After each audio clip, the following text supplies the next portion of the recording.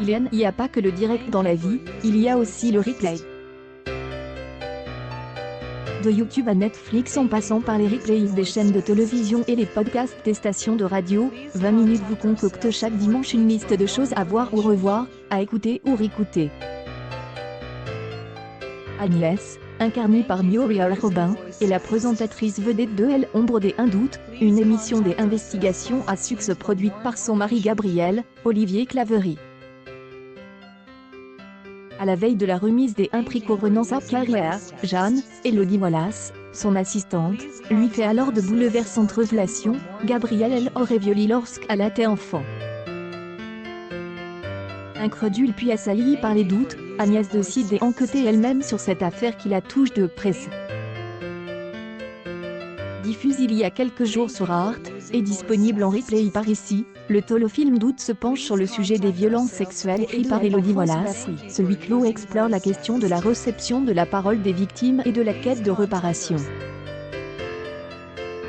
Il aborde aussi le point de vue de cette épouse, brillamment incarnée par Muriel Robin, confrontée à l'effondrement de ses certitudes.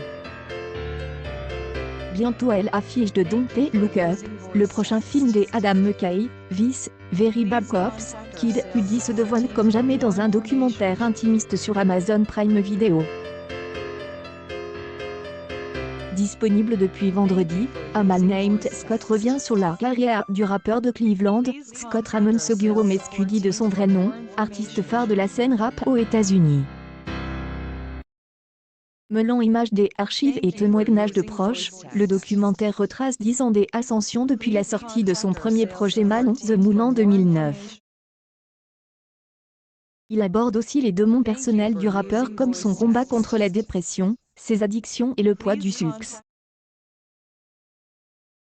A post shared by Willy, Kid Cudi, Netflix se plonge dans l'enquête de la disparition de Marta del Castillo, disparue à Seville en 2009 et présumée assassinée.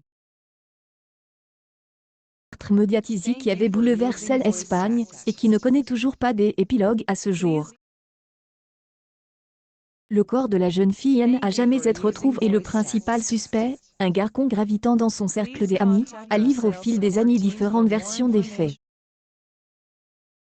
Intitulée Où est Marta? La série documentaire en 3 épisodes de Netflix décortique les différents éléments de l'enquête et tente de lever le voile sur cette affaire non élucidée depuis plus de